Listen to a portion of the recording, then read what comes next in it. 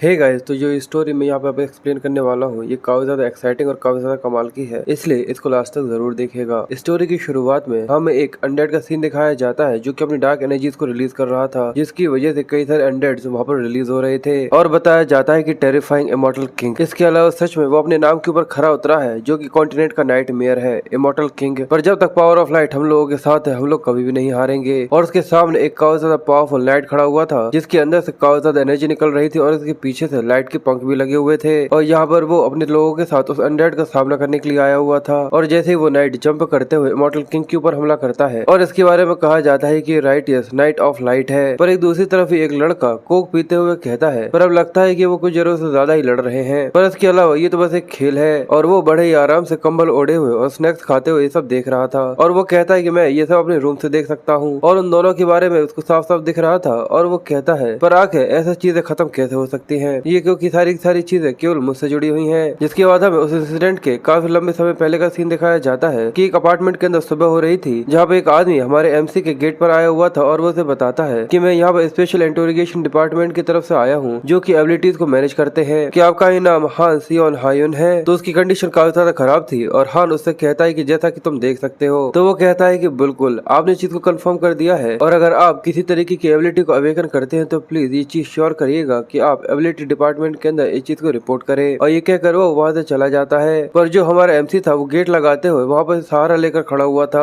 और वो इस सब के बारे में सोचते हुए हमें बताता है कि जो उसका पहला इंटरोगेशन था वो एक बाहर के आदमी से हुआ था, वो भी आज से 1 साल पहले। और इसका क्या मतलब है कि मैंने अपने जो सामने का दरवाजा है उसे 1 साल से नहीं खोला है। और इस चीज को 2 साल हो चुके जब से मैंने अपने कदम घर से बाहर निकाले हैं। मैं सच में काफी ज्यादा परेशान हो गया हूँ, या फिर मुझे ये कहना चाहिए कि मैं सच में काफी ज्यादा पैथेटिक हूँ, या फिर मुझे किसी तरीके का श्राप है जिसकी वजह से मैं हमेशा ही काफी ज्यादा कमजोर बना रहता हूँ। पर मैं इस कमीनी दुनिया का काफी ज्यादा बड़ा विक्टिम हूँ। और ये कहते हुए वो जैसे ही अपने रूम के अंदर जाता है वहाँ पर ब्रेकिंग न्यूज बताई जा रही थी कि जो फायर फाइटर्स है वो शॉपिंग कॉम्प्लेक्स के अंदर किसी से लड़ रहे हैं। और न्यूज में बताया जा रहा था कि एक अर्थनिस्ट अपीयर हुआ है जो कि अवेकन हुआ है और उसके से दूसरी दुनिया में भेजने से पहले ही उसने क्राइम्स करना चालू कर दिए हैं। ये सुनने के बाद जो हमारा एमसी है जिसका नाम हान है वो हम लोगों को बताना चालू करता है कि एक दिन इंसानियत पूरी तरह से बदल चुकी थी। इंसानों ने अजीब तरीके से मिस्टीरियस पावर्स को अवेकन करना चालू कर दिया जिन्हें लोग एबिलिटीज कहते हैं। और अगर जैसे ही कोई अपनी एबिलिटीज को अवेकन करता है तो उन्हें फोर्सफुली 24 घंटे के अंदर दूसरी दुनिया के अंदर टेलीपोर्ट कर दिया जाता है। और अगर वो वहाँ पर जाकर सेंट्रल कंडीशंस को जाकर फिगर करते हैं तो वो फिर से धरती पर आ सकते हैं। पर दुख की बात यह है कि केवल कुछ ही ऐसे लोग होते हैं जो कि वहाँ पर सर्वाइव कर पाते हैं, जिसकी वजह से वो वापस आ पाते हैं। और ऐसा ही कुछ आज से 2 साल पहले हुआ था। एक डिसअपियर अवेकनर जिसको टेलीपोर्ट करने से पहले ही अचानक ही उसने पूरी तरह से पागल होने चालू कर दिया और उसने क्राइम्स करने चालू कर दिए, जिसकी वजह से उसने पूरे तबाही मचा दी थी। और हमें 2 साल पहले की हान को दिखाते हैं जो कि अपने सामने हो रहे धमाकों को देखकर बहुत ज्यादा हैरान था और बहुत ज्यादा परेशान भी, क्योंकि अचानक ही वहाँ पे काफी ज्यादा बड़ा धमाका हुआ था जिसको देखकर वो बताता है कि मैंने अपनी फैमिली को और साथ ही मेरे पैरों को उस एक्सीडेंट के अंदर खो दिया था। पर उसके बाद ऐसा नहीं है कि मैंने हिम्मत नहीं करी फिर से उठने की। मैं कई एक्सरसाइज करता था पर कभी भी ऐसा हो ही नहीं पाया। मैंने बहुत कोशिश करी पर मैं अपने पैरों को फिर से कभी उठा ही नहीं पाया। इसलिए वो हारते हुए कहता है कि अगर इस चीज का कोई इफेक्ट नहीं है तो आखिर मैं अभी भी ये सब क्यों कर रहा हूँ। ये सच में पूरी तरह से पैथेटिक है। पर साथ ही वो अपने आप से ही कहता है कि आखिर मेरे अंदर इतना डर क्यों बैठा हुआ है कि मैं अपने घर से एक कदम बाहर भी नहीं रखना चाहता। अगर मेरे अंदर थोड़ी सी और हिम्मत होती तो शायद मेरी जिंदगी के अंदर जरूर किसी तरीके का बदलाव जरूर हुआ होता। अगर मैं कैसे भी करके भद्दे से रूम के अंदर से बाहर निकल पाता हूँ और कहीं और जा पाता हूँ तो सच में मैं वहाँ पर जरूर जा पाता। और अचानक ये सब सोचते हुए उसके सामने एक सिस्टम पॉपअप हो जाता है जिसके अंदर डायमेंशनल इंटरफेरेंस पॉइंट को डिटेक्ट कर लिया गया था और वो आकाशीय सिस्टम से कनेक्ट हो रहा था। ये देखने के बाद हान काफी ज्यादा हैरान और कंफ्यूज हो जाता है और सिस्टम बताता है कि उसने एक यूनिक स्किल को अवेकन कर लिया है। ये देखकर वो काफी ज्यादा घबरा रहा था और वो कहता है कि आखिर ये किस तरीके की बकवास है, क्या मैं इस तरीके से अवेकनिंग हो गया हूँ। और वो सिस्टम उसे बताता है कि उसके पास एक यूनिक स्किल है जिसका नाम अवतार है जो कि उसने अवेकन किया है, यानी वो अपने अवतार बना सकता है, यानी कि अपने आप को और भी कई सारे क्लोन के अंदर डिवाइड कर सकता है। ये देखकर वो काफी कंफ्यूज था और वो देखता है कि उसे दूसरी दुनिया में भेजने से पहले एक को यहाँ पर अवेकन करना होगा और उसका जो टाइमर होता है वो चालू हो जाता है। उसे यहाँ पर 24 घंटे मिले हुए थे जो कि उसके पास बचे हुए थे। ये देखकर जो हान था वो बहुत ज्यादा घबराते हुए कहता है कि आखिर अचानक मेरे साथ ये क्यों हो रहा है, क्या तुम मुझसे किसी तरीके का मजाक कर रहे हो। और उसका जो सिस्टम होता है वो उसे बताता है कि अगर वो टाइम लिमिट के अंदर ट्रांसफर जोन के अंदर नहीं गया तो उसे फोर्सफुली वहाँ पर भेज दिया जाएगा।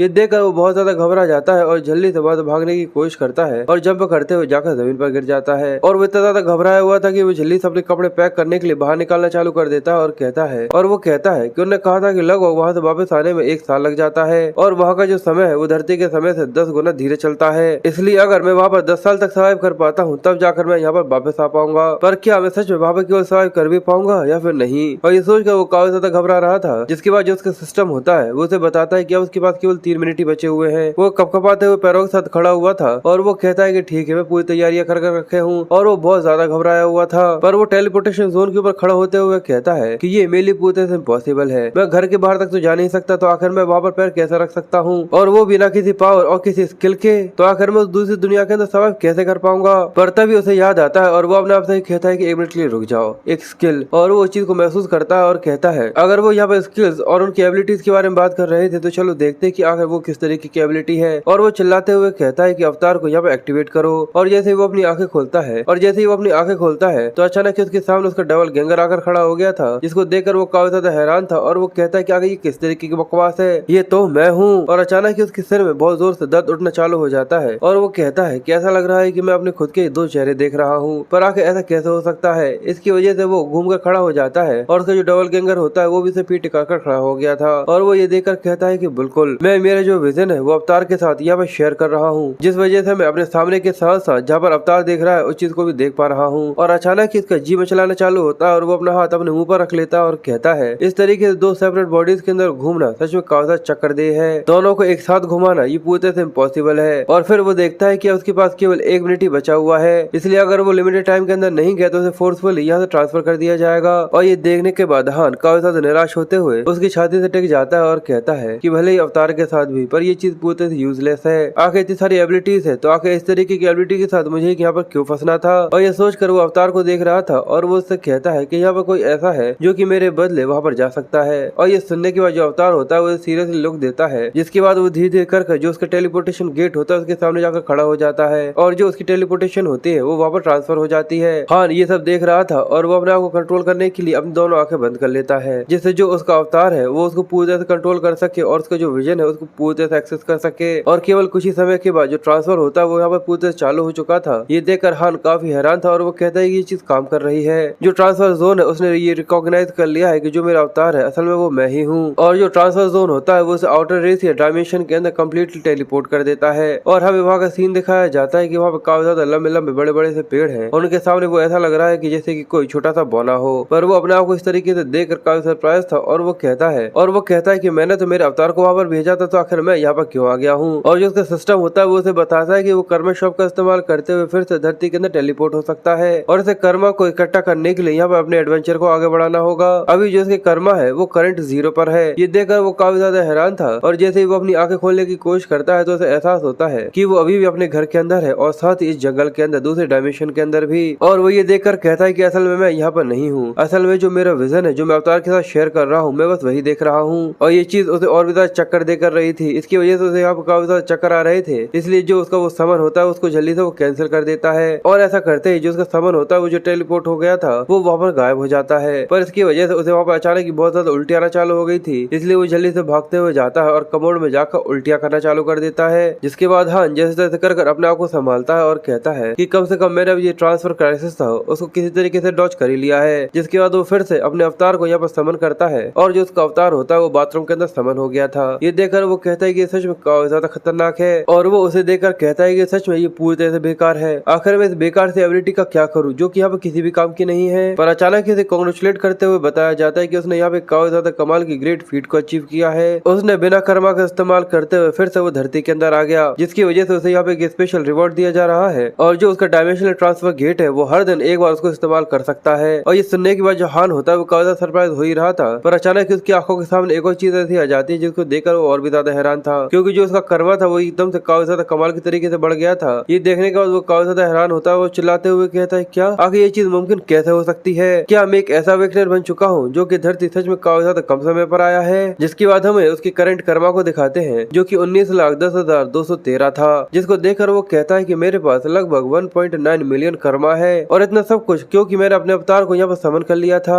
और मैंने 10 साल की जो वर्थ पॉइंट रखते हैं उन सभी को एक ही बार में यहाँ पर एक्वायर कर लिया है। फिर हमें वो कर्मा के बारे में बताता है कि असल में जो कर्मा होता है वो दूसरी दुनिया के अंदर जाने के बाद जिस तरीके की वो इम्पैक्ट देता है उस चीज से पेड होता है, जैसे कि अच्छे काम, बुरे काम, किसी को मारना या फिर काफी ज्यादा कड़ी मेहनत करना और ऐसे ही। और वो कर्मा जो कि वहाँ से इकट्ठा कर आया होता है वो धरती के अंदर वापस आ जाने के बाद उसे स्ट्रेंथ की तरह इस्तेमाल किया जा सकता है। जिसके बाद वो सोफे पर बैठा हुआ इस सब के बारे में सोचते हुए कहता है लगता है कि ये किसी तरीके का एरर है। ऐसा भी तो हो सकता है कि बाद में वो फिर से मुझसे कहे कि मुझे इसको आधा बांटना होगा, पर फिर वो चिल होते हुए कहता है कि ऐसा नहीं है कि मैंने जानबूझ के किस तरीके की कोई हरकत करी है, और अब क्योंकि अब मैं धरती पर वापस आ चुका हूँ इसलिए जो रिटर्न है वो पूरी तरह से बेकार हो चुका है। तब इसके सामने एक सिस्टम पॉपअप होता है जब उसको 3 ऑप्शन दिए गए थे, जहाँ पर एक ही सिस्टम अभी अवेलेबल था कि उसको अपने जो स्टेटस है उसे एनहेंस करना है। ये देखकर वो कंफ्यूज था और वो कहता है कि एनहेंस स्टेटस, और जो उसका स्टेमिना था उसे एनहेंस करने के लिए उसे 10,000 कर्मा पॉइंट लग रहे थे। और ये सुनने के बाद वो थोड़ा सा हैरान था कि जो रिटर्निंग पावर है उसे वो एनहेंस कर सकता है। और जैसे ही वो उसके ऊपर क्लिक करता है अचानक ही उसे अपने पैरों के अंदर एक अजीब तरीके की सेंसेशन महसूस होने चालू हो जाती है। ऐसा लग रहा था कि जैसे कि वो धीरे धीरे करके गर्म हो रहे हैं। ये देखकर वो कहता है कि मुझे अपने पैर के अंदर किसी तरीके की चीज महसूस हो रही है। और वो देखता है कि जो उसकी इंजरी थी, और वो देखता है कि जो उसका पैर है उसके ऊपर काफी लंबे समय से एक इंजरी थी और वो पूरी तरह से गायब हो चुकी है। पर वो कहता है कि जब मेरे पैर पूरी तरह से बेकार हो गए थे ये मेरे लिए काफी ज्यादा बड़े दुख की बात थी, पर ये एक तरीके का ऐसा निशान था जो कि मेरे फैमिली के लिए एक फेयरवेल था, और जो वो निशान थे उन्होंने मुझे इस रूम के अंदर हमेशा कैद कर रखा हुआ था। और सिस्टम उसे बताता है कि जो उसकी रिकवरी पावर है वो स्टैंडर्ड लेवल से काफी सरपास हो चुकी है, जिस वजह से उसने एक स्किल को एक्वायर किया है, सुपर रिकवरी। जिसके बाद हमें रात का सीन दिखाते हैं जहाँ पर वो एक्सरसाइज कर रहा था, और अब वो एक्सरसाइज करते हुए काफी ज्यादा खुश था। और वो ये सब देखकर कहता है कि मैं कर्मा पॉइंट्स का इस्तेमाल करते हुए जो मेरे पैर घायल थे उन सभी को अच्छी तरीके से इस्तेमाल कर पा रहा हूँ। और सच में ये तो पहले से काफी ज्यादा खतरनाक तरीके से तेज हो गए हैं और काफी ज्यादा स्ट्रॉन्ग भी। और अभी इस सब के अलावा भी मेरे पास बहुत सारा कर्मा बचा हुआ है जिसको मैं इस्तेमाल कर सकता हूँ। जिसके बाद सिस्टम उसे कहता है कि उसे अपनी पजेस्ड स्किल को यहाँ पे एनहेंस करना है, जिसके लिए उसे 3 लाख कर्मा लगेगा।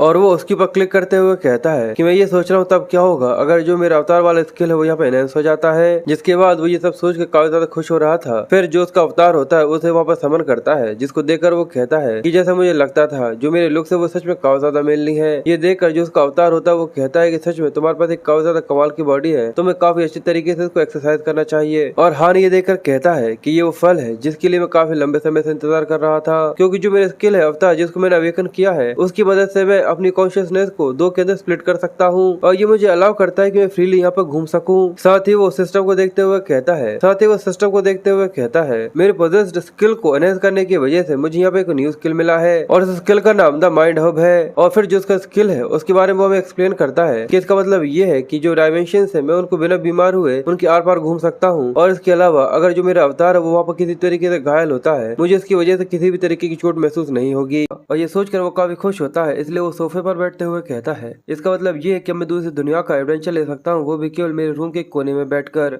और मैं अपने अवतार को इस तरीके से कंट्रोल कर सकता हूँ जैसे कि मैं कोई गेम खेल रहा हूँ। और यहाँ पर केवल एक ही चेंज नहीं हुआ है बल्कि असल में यहाँ पर मेरे जैसे 3-3 हो चुके हैं। पर ये देखकर हान थोड़ा सा घबराते हुए कहता है, और हान थोड़ा सा हैरान होते हुए कहता है कि इसकी वजह से जो मेरे अवतार है वो भी संख्या में बढ़ जाएंगे जैसे जैसे मैं आगे बढ़ूंगा। ये चीज मुझे धीरे धीरे करके कंफ्यूज कर रही है, और ये चीज उसे बिल्कुल भी समझ में नहीं आती। इसलिए वो कहता तो चलो अब जल्दी से तुम्हारा नाम डिसाइड करते हैं, क्योंकि मैं तुम्हें अवतार तो नहीं बुला सकता। जिसके बाद वो तीनों वहाँ पर नाम सोचना चालू करते हैं, और उन लोगों को काफी लंबे समय तक किसी भी तरीके का नाम समझ में नहीं आ रहा था। पर तभी हान को वहाँ पर हाइंस का खींचा पड़ा हुआ दिखता है, जिसको देखकर वो कहता है कि मुझे समझ में आ गया कि मुझे तुम लोगों का क्या नाम रखना है। और जो उसका पहला अवतार होता है वो उसका नाम हाइंस रखता है, पर उसका नाम हाइंस और हान दोनों सुनने में एक जैसा लगता है, इसलिए मैं उसे हायून बोलूंगा, तो इस चीज को ज्यादा मेजर मत करना। और दूसरे का नाम वो हाइंस रखता है। ये सुनकर उसे काफी ज्यादा अच्छा लगता है, और उसके पास भी वही सारी एबिलिटीज थी जो कि हाइंस के पास थी। हांस उन दोनों को एक्टिंग करता हुआ देखकर कहता है कि इन दोनों के पास माला एफ्लेक्शन और काफी ज्यादा ड्यूरेबिलिटी है, पर आखिर ये दोनों ही बिल्कुल डूड्स की तरह क्यों कर रहे हैं। पर अब चलो जो हमारा मेन क्वेस्ट था उसकी तरफ बढ़ते हैं। और जो हायन होता है वो इसे दूसरी दुनिया के अंदर भेज देता है, और जो बेचारा हांस होता है उसे जो साल भर का पूरा कचरा था उसे कहता है कि जाकर उसे बाहर फेंक कर आओ, और खुद बड़े ही आराम से सोफे पर बैठकर बिल्कुल किसी बॉस की तरह ये सब देख रहा था। दूसरी तरफ वो दूसरी दुनिया के अंदर जा चुका था, और जो हाइंस था वो बाहर आता है तो वो धूप की रोशनी को देखकर काफी ज्यादा हैरान था। पर वो ये देखकर कहता है कि मुझे बिल्कुल भी एंजाइटी महसूस नहीं हो रही है, जरूर जो मेरा माइंड हब है वो प्रॉपरली यहाँ पर एक्टिव होगा। ये देखकर उसे काफी ज्यादा अच्छा लग रहा था, पर तभी उसके दिमाग में एक चीज ट्रिगर होती है, और वो कहता है कि जो हाइंस था वो जरूर दूसरी दुनिया के अंदर पहुंच चुका होगा।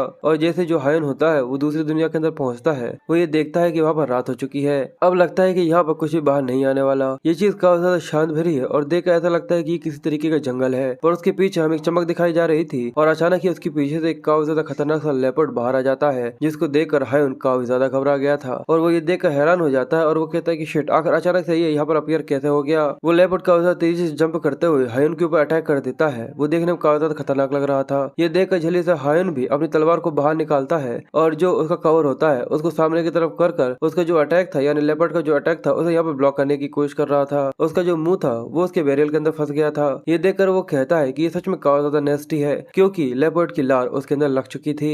और वो ये देखकर कहता है कि बिल्कुल जैसा मुझे लग रहा था। इस जगह पर आने के बाद भी मुझे ना ही किसी तरीके का डर लग रहा है और ना ही किसी तरीके का दर्द हो रहा है। आखिर ये सच में किस तरीके का नटशेल है। अचानक ही वो जल्दी से पीछे होता है और फिर जो अपने माँ ने इंजेक्शन होता है उसको तैयार करता है और अपनी तलवार को निकाल कर उसके अंदर लगाते हुए कहता है कि बिल्कुल किसी गेम की तरह ही है। जिसके बाद हमें वहाँ पर काफी ज्यादा खून बगरा हुआ दिखाते हैं और हमें पता चलता है कि जो हायुन था उसने उस तलवार से उस लेपर्ड को काफी ज्यादा आसानी से वहाँ पर मार गिराया था। और वो वहीं पर बैठा हुआ थोड़ा सा डरा हुआ सा कहता है ये सब इसी वजह से हो रहा है क्योंकि मैं काफी ज्यादा कमजोर हूँ। ये चीज काफी ज्यादा एक्सट्रीमली हार्ड है। अगर मैं काफी लंबे समय तक यहीं पर रहा तो ऐसा हो सकता है कि कोई और मॉन्स्टर यहाँ पर आ जाए जिसकी वजह से मुझे काफी ज्यादा दिक्कत हो सकती है। ये देखने के बाद हुयान वहाँ पर आगे जाकर देखता है कि यहाँ पर तो सच में एक गाँव है। और वहाँ पर पहुँचने के बाद जो वहाँ का विलेज हेड होता है यानी चीफ होता है उसका उस विलेज के अंदर स्वागत करता है और वो अपने बारे में बताता है कि ये इसका विलेज चीफ है और इसका नाम मालकॉम है। और वो हुयान की सारी बातें सुनने के बाद कहता है कि जंगल की आधी रात में यहाँ पर घूमना और 1 घंटे पहले एक मॉन्स्टर का शिकार करना ये काफी ज्यादा इंप्रेसिव था। ये सुनकर वो कहता है कि हाँ इसी वजह से तो मैं पूरी तरह से घावों से भरा हुआ हूँ। और साथ ही वो हंस रहा था। जिसके बाद वो आगे कहता है क्या इसी वजह से मैं आज रात आपके इस गाँव के अंदर रुक सकता हूँ, वो भी केवल 1 रात के लिए। विलेज चीफ ये सुनकर कहता है कि बिल्कुल तुम्हारी मदद करने में हमें काफी ज्यादा खुशी होगी। ये सुनकर हुयान को काफी ज्यादा अच्छा लगता है और वो उसका शुक्रिया करता है। और वो हुयान से आगे कहता है कि मैंने अपनी जिंदगी में पहली बार इस तरीके का आउटफिट इक्विपमेंट देखा है। लगता है कि तुम काफी दूर से यहाँ पर आए हो।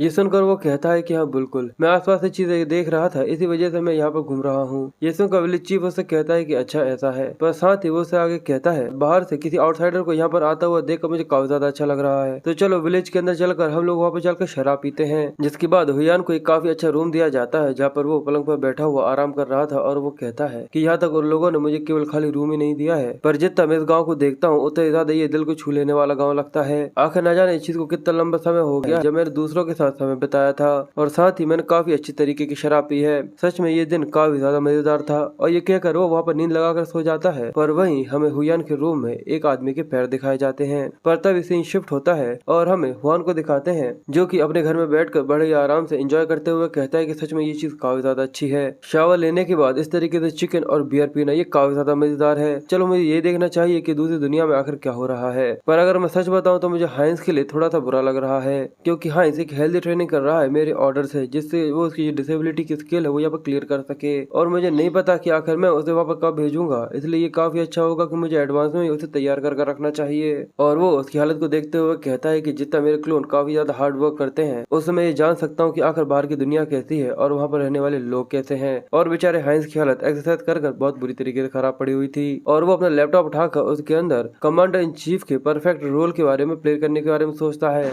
पर अचानक ही उसके दिमाग में एक चीज ट्रिगर होती है, जैसे कि किसी तरीके की सेंसेशन हो जो कि उसे हुयान से महसूस हो रही थी। ये देखकर वो काफी हैरान था और वो कहता है क्या किस तरीके की ऑमनियस फीलिंग है। और सिस्टम उसे बताता है कि जो उसका अवतार था वो वहाँ पर मारा जा चुका है। हान इसके बारे में जानकर बहुत ही ज्यादा हैरान था और जो उसके होश थे वो पूरी तरह से उड़ चुके थे कि जो हायून है वो मर चुका है। वो उस नोटिफिकेशन को ही देख रहा था और वो कहता है कि वो अभी तक एक गाँव के अंदर था, पर ये एक फैक्ट है कि वो वहाँ पर मारा जा चुका है। और उस चीफ लीडर के बारे में याद आ रहा था और उस विलेज चीफ के ऊपर शक हो रहा था कि जरूर उसने ही कुछ किया है। जरूर ऐसा हो सकता है कि उसने उसकी शराब के अंदर कुछ मिला दिया हो। पर वो सारी की सारी गलती अपने ऊपर लेते हुए कहता है कि मैं अनफेमिलियर लोगों के बीच में कुछ जरूरत से ज्यादा ही कंफर्टेबल हो रहा था। पर तभी उसके सामने एक नोटिफिकेशन आती है जिसको देखकर वो थोड़ा सा कंफ्यूज था कि जो वो उसका अवतार है वो उसके साथ फिर से रिकनेक्ट हो रहा है। फिर हमें विलेज चीफ को एक आदमी के साथ दिखाते हैं जहाँ पर वो कहता है कि मुझे ऐसा लग रहा था कि वो काफी ज्यादा यूजफुल हो सकता है, पर वो तो बिल्कुल बाकी लोगों की तरह ही रहा जैसा कि बाकी लोग हो गए थे। ये सुनकर वो लड़का कहता है कि मैं इसके बारे में जानता ही था। विलेज चीफ कहता है कि वो अकेले ही जो विलेज का जंगल है उसको अकेले पार कर यहाँ पर आ गया था, तो मुझे ऐसा लगा कि ये जरूर काफी ज्यादा टैलेंटेड हो सकता है। पर अब ऐसा लगता है कि एक एलिट स्केलेटन ही बनना इसके लिए काफी ज्यादा अच्छा होगा।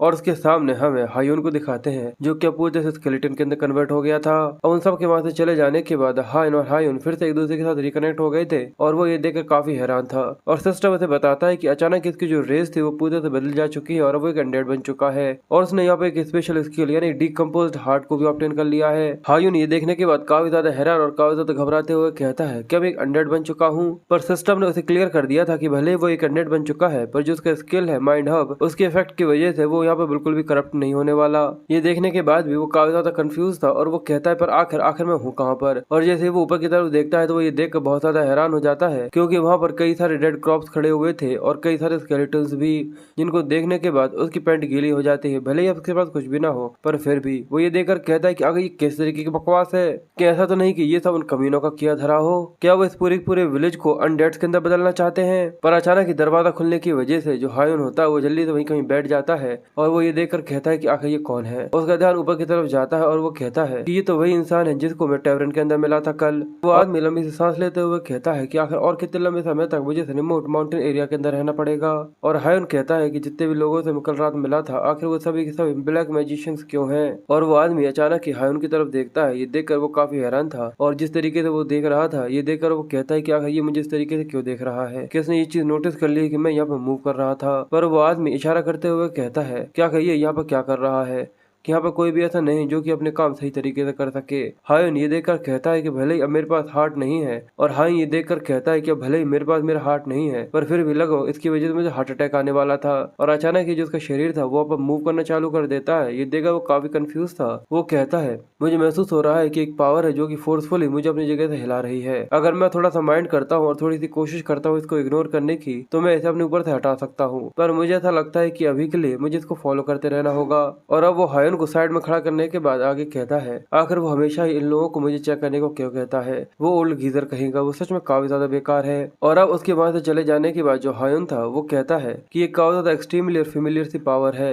और ऐसा लगता है कि वही बॉडी है जो कि मेरे अनडेड बॉडी को यहाँ पे हिला रही थी, कि ये सब मेरे माना ट्रायल की वजह से है। मुझे लगा था कि मुझे पता चल चुका है कि आखिर ये पावर किस तरीके से काम करती है, और अगर ऐसा ही है तो ऐसा भी तो हो सकता है कि मैं दूसरे अनडेड्स को भी यहाँ पर कंट्रोल कर सकूं। जिसके बाद एक हफ्ते के बाद का सीन होता है। सुबह सुबह इस विलेज के अंदर ऐसा लग रहा था कि जैसे कि वो पूरे से खंडर पड़ा हो, और उस जगह पर जहाँ पर हान को और बाकी अनडेड्स को रखा हुआ था वहाँ पर वो कई सारे बॉक्सेस के ऊपर बैठा हुआ था, और एक अनडेड उसके नीचे बैठा हुआ था। वो एक लंबी सी सांस लेता है, जिसके बाद वो अपनी माना को रिलीज करते हुए उस अनडेड के ऊपर फोकस करता है, जिससे वो उसे यहाँ पर कंट्रोल कर सके। वो देखता है कि जो अनडेड था वो धीरे धीरे करके खड़ा हो रहा था, और अब वो पूरे से खड़ा हो गया था, और वो कहता है कि आखिरकार अब मैं दूसरे अनडेड्स को भी पावर कंट्रोल कर सकता हूँ। और वो ये देखकर कहता है कि अब आखिरकार अब मेरे पास एक ऐसी पावर है जिससे मैं दूसरे अनडेड्स को भी कंट्रोल कर सकता हूँ। पर जिस तरीके से वो यहाँ पे हिल रहा था वो कहता है लगता है कि ये बस केवल अभी के लिए ही है, और इसके अलावा बिल्कुल ये सच में काफी ज्यादा क्लमजी है, और इस सब के अलावा अभी मैं केवल एक ही अनडेड को यहाँ पर कंट्रोल कर पा रहा हूँ। लगता है कि शायद यही एक एलिट स्केलेटन की लिमिट होती होगी। पर अचानक ही उसे किसी की आवाज सुनाई देती है, जिसकी वजह से वो थोड़ा कंफ्यूज होते हुए जैसे नीचे की तरफ देखता है तो वहाँ पर एक चूहा देखता है जो कि उसके पैर की हड्डी को यहाँ पर खा रहा था। ये देखकर वो जल्दी से चूहे को वहाँ पर पकड़ लेता है, और जो चूहा होता है वो चिल्लाना चालू कर देता है। हायुन ये देखकर कहता है कि आखिरकार मुझे एक चूहा मिल गया है, तुम तो वही कमीने चूहे हो ना जो कि एक हफ्ते से मेरे कोने को यहाँ पर घिस रहा था। लगता है कि तुम्हारे कुछ ज्यादा तेज होने की वजह से तुम्हें इस चीज के ज्यादा गुरूर है। और ये कहकर वो काफी ज्यादा डरावना लग रहा था, पर तभी वो आगे कहता है कि रुको, ये काफी ज्यादा छोटा और काफी ज्यादा तेज है, इसलिए अगर मैं इंसानों के बजाय इसकी ऊपर चीज को इस्तेमाल करता हूँ तो। ये सोच कर वो जो अपने माना होता है उसे अपनी उंगली के ऊपर रिलीज कर देता है, और ये देखकर जो चूहा था वो घबराना चालू कर देता है। जिसके बाद हम उसकी बैक का सीन दिखाते हैं, क्योंकि उसने चूहे को वहाँ पर मार दिया था और उसके अंदर वो अपने माना को इंसर्ट कर देता है। अब वो बस यही देख रहा था कि जो मरा हुआ चूहा है वो धीरे धीरे करके हिलना चालू करेगा, और केवल कुछ ही समय के बाद उसकी आंखें लाल हो जाती है और वो यहाँ पर फिर से जिंदा हो गया था। ये देखकर वो कहता है कि ये चीज पूरी सक्सेसफुल हो गई है। जिसके बाद हायुन उस चूहे का नाम एल्फ्रेड रखता है और उससे कहता है कि जाओ एल्फ्रेड, हम लोग नाइट वॉच के इस ऑपरेशन को यहाँ पर शुरू करते हैं, जहाँ पर रात में होने वाली जितनी भी बातें होंगी वो सब इस चूहे के द्वारा सुनाई दी जाएंगी। अब जो एल्फ्रेड होता है यानी जो चूहा होता है वो भागकर बाहर आ गया था और उस आदमी को देखता है जो कि उस बूढ़े आदमी के ऊपर कुरकुरा रहा था, या फिर ये कहना चाहिए कि चिल्लाने में लगा हुआ था। उस बूढ़े आदमी यानी जो उसका विलेज चीफ था उसके ऊपर काफी ज्यादा गुस्सा आता है। ये देखकर वो कहता है ये तो वही इंसान है जो कि हमेशा कंप्लेन करता रहता है, पर आखिर दूसरे वेयर हाउस के अंदर क्या है, क्या और भी ज्यादा अनडेड्स हैं। जैसे वो उस गेट को खोलता है तो जो चूहा होता है वो भी स्नीक इन करना चालू कर देता है और कहता है कि मुझे इसका पीछा करना होगा। पर उस वेयर हाउस के अंदर से अजीब तरीके की इंटेंस एनर्जी निकल रही थी, और इस डार्क एनर्जी को सेंस करने के बाद वो काफी ज्यादा घबराते हुए कहता है कि आखिर ये क्या है। भले ही जो मेरे इमोशंस है वो मानव की वजह से पूरे न्यूट्रलाइज हो गए हैं, पर सब के बाद भी मुझे काफी ज्यादा इंटेंस फीलिंग महसूस हो रही है। ये काफी ज्यादा खतरनाक होगा अगर मैं उसके और भी ज्यादा करीब जाता हूँ।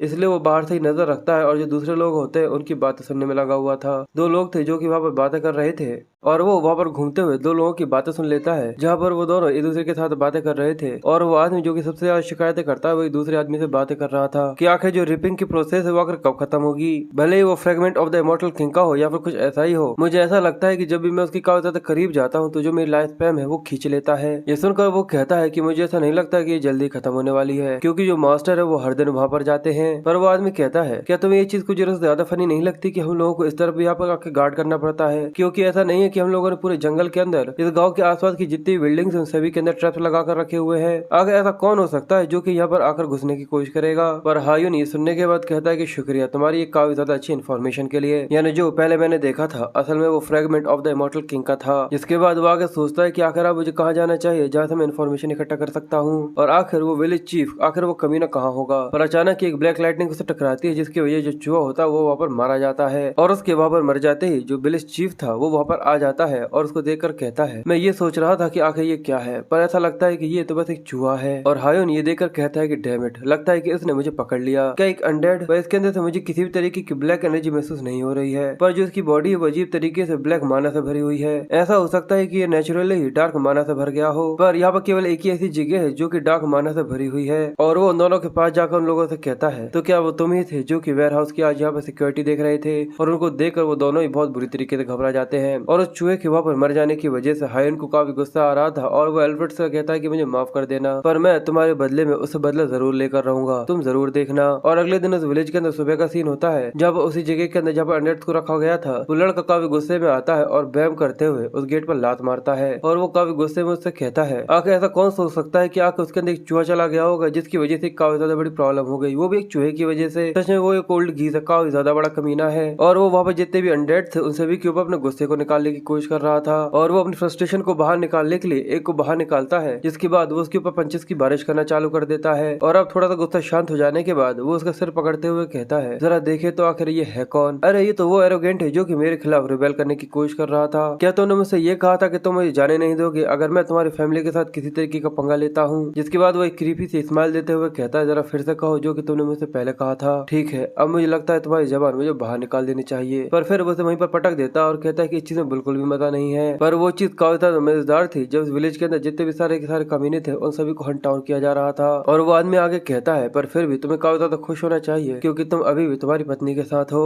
और क्या केवल इतना ही, बाकी दूसरी फैमिलीज के अंदर तो और छोटे छोटे बच्चे ही हैं। पर जो अनडेड था वो अचानक ही उसके ऊपर पीछे से हमला करता है और जो उसकी गर्दन होती है उसके ऊपर बहुत बुरी तरीके से काट देता है जिसकी वजह से वहाँ पर खून खून हो गया था। और वो लड़का काफी ज्यादा घबराते हुए नीचे बैठ जाता है और कहता है कि आखिर ये क्या है, आखिर तुम्हें क्या हुआ, अचानक से तुम ऐसा कैसे कर सकते हो। और वो अपनी मैजिक का इस्तेमाल करते हुए कहता है कि रुक जाओ, जैसे मैंने कहा जल्दी से रुक जाओ, तुम कमीने कहीं के। पर अचानक उस आदमी की जो वाइफ थी वो उसका मुंह पकड़ लेती है। ये देखकर वो आदमी और भी ज्यादा हैरान था क्योंकि यहाँ पर जितने भी थे वो सभी अनडेड्स थे। और धीरे धीरे कर जैसे वो साइड में देखता है तो आसपास के जितने और अनडेड्स थे वो सभी भी उसके ऊपर हमला करना चालू कर देते हैं और उसको बहुत बुरी तरीके से मारने लगते हैं। तभी हायुन पीछे से बाहर निकल कर आता है और वो अपने माना को रिलीज करते हुए कहता है ये तो बस शुरुआत है उन विक्टिम्स के बदले का। और दूसरी तरफ उस गांव के एंट्रेंस पर वहाँ पर हाइंस आया हुआ था और वो उन गार्ड से कहता है कि मैं तुम लोगों से कह रहा हूँ कि जो मेरा छोटा भाई है वो इस गाँव के अंदर है। पर वो लोग उससे कहते हैं वो यहाँ से काफी लंबे समय पहले जा चुका है, वो यहाँ पर बिल्कुल भी नहीं है। और अगर तुम ऐसा कैसे सोच सकते हो कि हम लोग जो आउटसाइडर्स है उनको इतना केयरलेसली अंदर जाने दे सकते हैं। पर हाइंस उससे कहता है कि कम से कम मुझे एक बार विलेज चीफ से तो मिल लेने दो।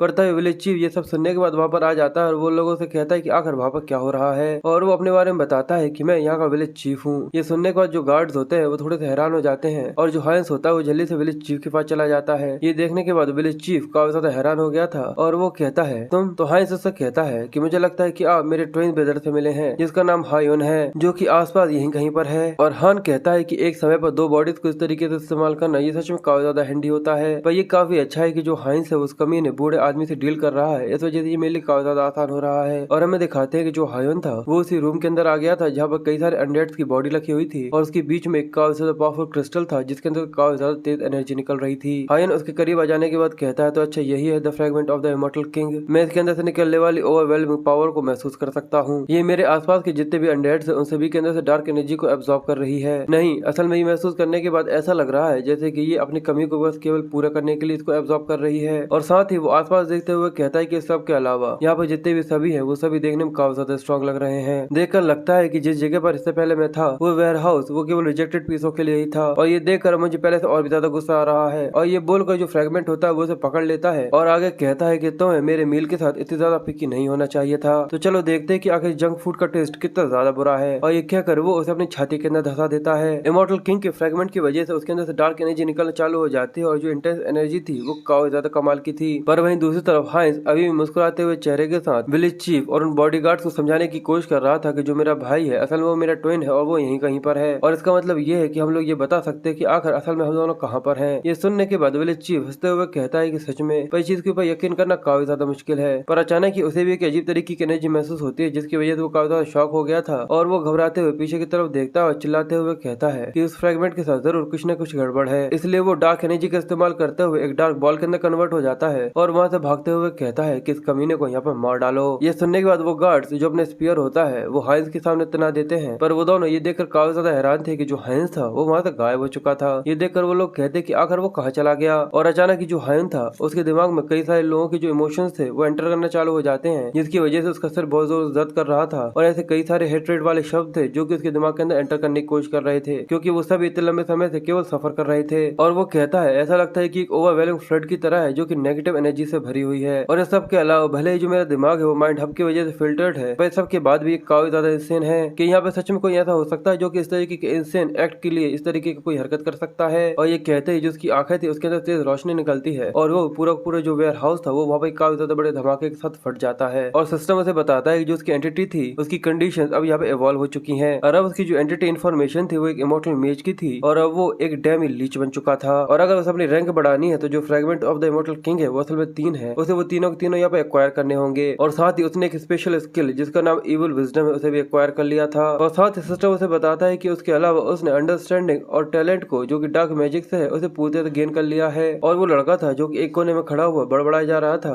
आखिर एक ज़ॉम्बी रेट आखिर ऐसा कैसे कर सकता है जो कि मेरे हाथ से इस तरीके से निकल जाए। पर अचानक ही उसे चीफ की काफी ज्यादा जोर से चिल्लाने की आवाज आती है जो कि उसे कहते हैं कि कमीने। ये सुनकर वो कहता है कि यस मास्टर, आखिर क्या हो गया। ये सुनकर वो कहता है किस तरीके से फालतू बकवास करना बंद करो और जल्दी से जाओ फ्रेगमेंट को जाकर चेक करो। ये सुनकर वो कहता है कि ठीक है और वो अंदर खड़े हुए लड़के से कहता है कि जाकर फ्रेगमेंट को चेक करो, पर उसे वहाँ से कोई भी आवाज नहीं आ रही थी, इसलिए वो उससे कहता है क्या तुम ये सुन रहे हो। पर अचानक ही वहाँ पे काफी ज्यादा बड़े धमाके की आवाज आती है और जो लाइट निकलती है उसको देखकर वो काफी ज्यादा सरप्राइज था और वो उससे कहता है कि हे आखिर तुम मुझे आंसर क्यों नहीं दे रहे थे। पर जैसे ही वो उन्हें देखता है तो वो ये देख कर काफी हैरान हो जाता है, क्योंकि असल में वो इंसान नहीं थे, असल में अनडेड्स थे जो कि उस गेट को तोड़कर उससे बाहर आने की कोशिश कर रहे थे। और उन सभी के पीछे खड़ा हुआ हायन ये देखकर कहता है कि हेलो, ऐसा लगता है कि जो आज का वेदर है वो काफी ज्यादा अच्छा है, क्यों ऐसा नहीं लगता। ये देखने के बाद वो लड़का काफी हैरान हो गया था और वो कहता है कि ये चीज बिल्कुल भी रियल नहीं हो सकती, आखिर ये इस तरीके से कैसे बात कर पा रहा है। और ये देखकर वो घबराते हुए अपने जो ब्लैक मैजिक होता है उसे एक बॉल बनाता है और उसके ऊपर हमला करते हुए कहता है कि यहाँ से दफा हो जाओ। पर जैसे वो बॉल वहाँ पर लगती है उसके अगले ही पल जो गेट था वो वहाँ पर टूट जाता है और वो जितने भी अनडेड थे वो सभी उसके ऊपर आकर हमला करना चालू कर देते हैं। हायुन कहता है कि इस तरीके से मेरी ग्रीटिंग्स को इग्नोर करना, सच में तुमने मेरी फीलिंग्स को काफी ज्यादा हर्ट किया है। साथ ही वो अपने आप से कहता है कि मुझे नहीं पता कि मुझे यहाँ पर एविल विजडम की चीज का शुक्रिया करना चाहिए या फिर नहीं, पर फिर भी जैसे ही मैं इस ब्लैक मैजिक को देख रहा हूँ मुझे पहले से इसके बारे में पता है कि आगे इसको किस तरीके से इस्तेमाल करना है। और हमें उस वेयर हाउस के अंदर और भी ज्यादा बड़े बड़े धमाके होते हुए दिखाते हैं। ये देखकर उसके पीछे खड़े हुए लोग काफी ज्यादा हैरान थे और हायुन आगे बढ़ते हुए कहता है कि सभी अनडेड्स आगे बढ़ो और यहाँ से एक ऐसा सिंगल बंदा भी नहीं होना चाहिए जो कि यहाँ से निकलकर भाग सके। और ये सुनते ही जितने भी अनडेड थे वो सभी वहाँ पर हमला करना चालू कर देते हैं और वो आगे कहता है कि यहाँ पे जितने भी गाँव के लोग हैं उन सभी को मार डालो, जिसके बाद वहाँ पर काफी ज्यादा बड़े धमाके होना चालू हो जाते हैं। और ये देखकर जो हायन था वो भी काफी ज्यादा कंफ्यूज था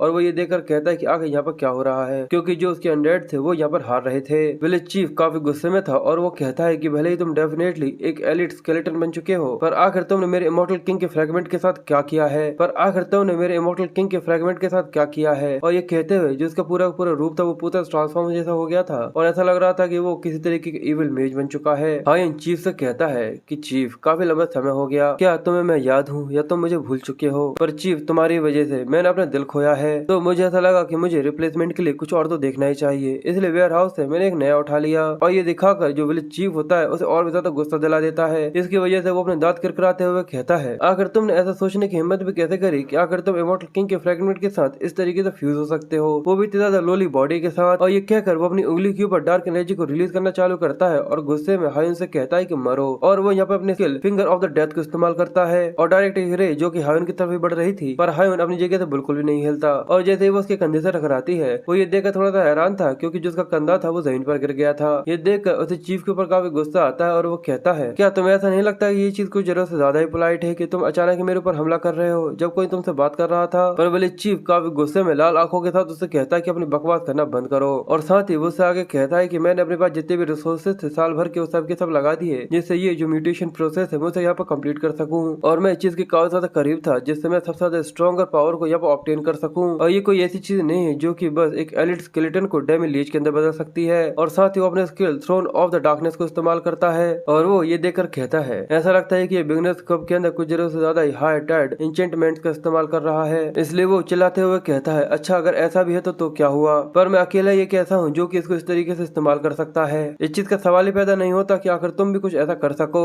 विलेज चीफ गुस्से में चिल्लाते हुए कहता है कि मुझे नहीं पता कि आखिर तुमने करप्शन को किस तरीके से रजिस्ट किया, इसलिए मैं तुम्हारे शरीर के छोटे छोटे टुकड़े कर उन्हें टेस्ट सब्जेक्ट की तरह इस्तेमाल करूंगा। और ये कहते हुए वो ब्रोकन एक्सोप्लाज्मा का इस्तेमाल करता है, पर हायून इसका ज्यादा आसानी से ब्लॉक कर लेता है, पर चिल्लाते हुए कहता है किस तरीके से बार बार अपने स्किल्स के नाम लेने की वजह से कोई भी चीज जरा सी सेंस नहीं बनाती। सच बताऊं तो ये चीज कुछ जरा सा ज्यादा ही अनोइंग है। साथ ही वो गुस्से में चिल्लाते हुए कहता है कि अब जल्दी से मर जाओ एल्फ्रेड के दुश्मन। ये सुनकर वो कहता है कि एल्फ्रेड, क्या तुम उस गांव के अंदर किसी इंसान को जानते थे? क्या तुमने सब कुछ जानने के बाद ही यहाँ पर आकर ये सब करवाया है? पर तभी जो चीफ होता है वो पीछे से डार्क एनर्जी को निकलता हुआ देख कर थोड़ा सा कंफ्यूज हो गया था और जल्दी से वो बैरियर को सामने लाते हुए उस चीज से बचने की कोशिश करता है और वो ये देखकर कहता है कि ये काफी ज्यादा जरूरी हिस्सा नहीं है। तो ये कुछ जरूरत से ज्यादा ही तेजी से डार्क मैजिक को इस्तेमाल करना सीख रहा है और ये सारा का सारा फ्रेगमेंट के पावर की वजह से हो रहा है। इसलिए मैं यहाँ पर एक सेकंड भी जरा सा भी बर्बाद करना अफोर्ड नहीं कर सकता। इसलिए वो अपने एक और skill path of the destruction को इस्तेमाल करता है और तभी सीन शिफ्ट होता है और हमें दूसरे लोगों को दिखाते हैं जो कि वहाँ पर अनडेड से लड़ रहे थे, पर अचानक ही उसके अंदर से जो उसकी डार्क एनर्जी थी वो रिलीज होना चालू हो जाती है। ऐसा लग रहा था कि जो चीफ है वो सबको खींच रहा है। ये देखकर उसके साइड में खड़ा हुआ लड़का उससे कहता है कि आखिर तुम्हारे साथ ये क्या हो रहा है, पर वो ये देखकर काफी ज्यादा हैरान हो जाता है क्योंकि यहाँ पर जितने भी डार्क मैजिशियंस थे उन सभी की सोल को यहाँ पर ड्रेन किया जा रहा था और उन सभी की सोल्स को इस्तेमाल कर जो यहाँ पर चीफ था वो एक क्राउन को कन्वर्ट कर लेता है और कहता है ये the crown of the broken है। और ये कहकर जैसे वो उसे पहनता है वो resting piece of the death को इस्तेमाल करता है और हायून ये देखकर कहता है कि तुमने अपनी पावर्स को एम्पलीफाई करने के लिए जितने भी डार्क मेज थे उन सभी के सोल्स को यहाँ पर इस्तेमाल किया है। पर विलेज चीफ डार्कनेस की काफी ज्यादा बड़ी सी बॉल को बनाते हुए कहता है कि भले ही तुम फ्रेगमेंट की भी जो पावर्स है उनको काफी ज्यादा अच्छी तरीके से इंड्योर कर रहे हो, पर अब तुम्हारे मरने का समय आ चुका है। और वो अपने एक और skill flame of the soul darkness को इस्तेमाल करता है, पर अचानक उसे महसूस होता है कि जो उसकी छाती है उसके अंदर एक छेद हो गया है क्योंकि जो हायून था उसने उसके ऊपर अटैक कर दिया था और काफी ज्यादा आसानी से उसके अंदर छेद कर दिया था। और वो कहता है कि लगभग मुझे नींद आने वाली थी क्योंकि मैं बार बार तुम्हारे जो स्किल्स के नाम है वो सुनकर बहुत बुरी तरीके से पक चुका हूँ, इसलिए जल्दी से इस चीज को खत्म करो। पर साथ ही उसकी काफी ज्यादा करीब आ जाता है और मुझे नहीं पता कि एक अनडेड के शरीर में एक जीप कहाँ से आ गई और वो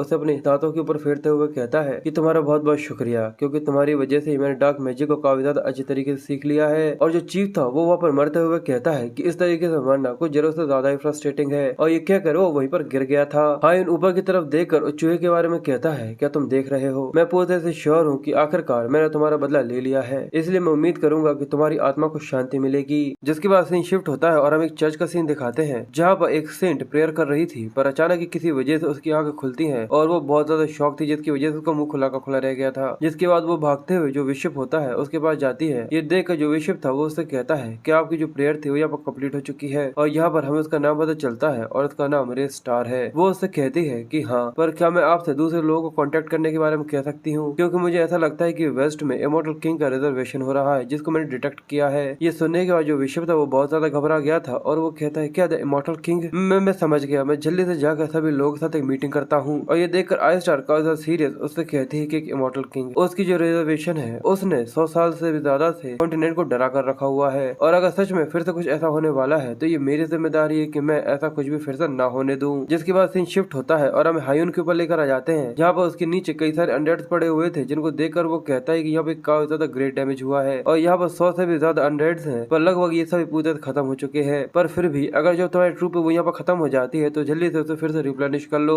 और नेक्रोमेंसर बनने का यही तो मजा है कि तुम जो क्रॉप्स है उनसे अपनी ट्रूप को रिप्लेनिश कर सकते हो। पर तभी उसका ध्यान अपने हाथ के ऊपर जाता है जिसको देखकर वो कहता है, पर सबसे पहले मुझे अपने हाथ के ऊपर ध्यान देने की जरूरत है। और फिर वो आसपास देखता है जहाँ पर उसे साइड में एक हाथ दिखता है जिसको देखकर वो उसे निकालते हुए कहता है कि देखने में काफी ज्यादा अच्छा लग रहा है। इसलिए वो उस अनडेड के शरीर से उसका अटैच करता है और उसे शरीर से जुड़कर सुपर रिकवर को इस्तेमाल करता है जिसकी वजह जिसका कंधा था वो पूरी तरह से ठीक हो गया था। ये देखकर वो खुश था और कहता है कि ये पूरी तरह से परफेक्ट है और अब क्योंकि हम हमारे ट्रूप्स को यहाँ पर रिप्लेनिश करने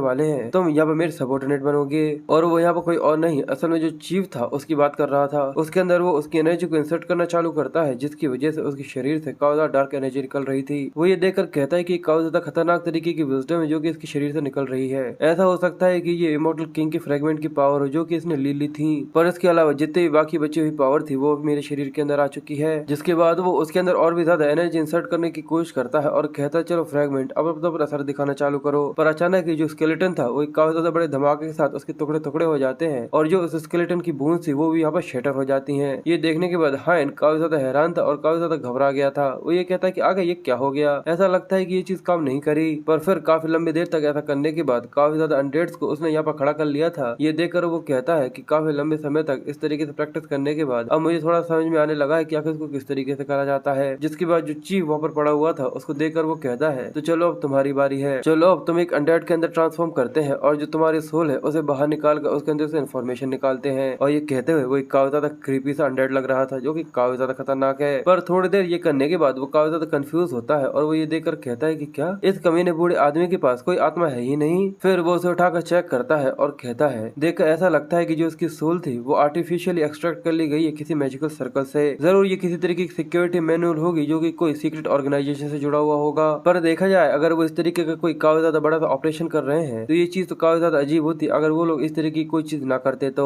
पर फिर भी इस चीज से ज्यादा फर्क नहीं पड़ता, अभी भी मेरे पास उसकी बॉडी है। और वो डार्क मानव को निकालते हुए कहता है कि काफी अच्छा है, चलो इसको एक काफी ज्यादा टॉप ट्रायल अनडेड के अंदर बदल देते हैं जिसके अंदर खुद की सेल्फ अवेयरनेस हो और ये काफी ज्यादा अच्छे गुड स्किल्स हो इसके पास लड़ने के। और जैसे वो उसे अनडेड के अंदर ट्रांसफॉर्म करना चालू करता है वो कहता है इसके अलावा जो बची हुई मैजिकल पावर थी वो अभी भी इसकी शरीर के अंदर है, इसलिए जो मालकम के बचे हुए थॉट्स थे उन सभी को बचाकर और इसके अंदर की ईगो को भरकर मैं इसको तैयार करता हूँ। और ऐसा करने के थोड़ी देर के बाद हायुन के पास एक डेड विजर्ड आ चुका था जो कि उससे कहता है कि आखिर आपका ऑर्डर क्या है। हायुन ये देखकर कहता है कि इसके पास केवल अपनी खुद की सेल्फ अवेयरनेस ही नहीं है बल्कि ये काफी अच्छे तरीके से जानता है कि आखिर बात किस तरीके से की जाती है, इसलिए वो उसे बताता है कि उसका नाम मालकम है और तुम्हारा यही काम है कि तुम्हें मेरी बात माननी है, क्या तुम्हें समझ में आ गया। और ये कहकर वो उसके गाल पर वैसे तो उसका कोई गाल है नहीं पर फिर भी वहाँ पर थप्पड़ मारते हुए कहता है क्या तुम्हें समझ में आ गया। ये सुनकर वो कहता है कि हाँ बिल्कुल। हायुन सोचता है कि भले इसके पास उसके पास लाइफ की कोई भी मेमोरी नहीं है पर इस चीज से बिल्कुल भी फर्क नहीं पड़ता कि जो उसने यहाँ पर क्राइम्स करे हुए थे वो यहाँ से पूरे तरह गायब हो जाएंगे। अब मैं अब से इसको लगातार टॉर्चर करता रहूंगा और इसके बारे में सोचकर वो काफी ज्यादा खुश होता है। पर अचानक उसके दिमाग में कोई बात आती है इसलिए वो चीफ को आवाज देता है। तो ये सुनकर वो कपकपाते उससे कहता है कि हाँ। हायुन ने क्रीपी से स्माइल देते हुए उससे कहता है कि जो लाशें वहाँ पर है क्यों तुम्हें वो देखने में काफी ज्यादा अच्छी लग रही होंगी ना। ये सुनने के बाद वो जल्दी से उनके पास जाता है और वहाँ पर कई सारी बॉडीज पड़ी हुई थी। ये देखकर वो कहता है कि ये उन सभी ज़ॉम्बीज की बॉडी है जिनको देखकर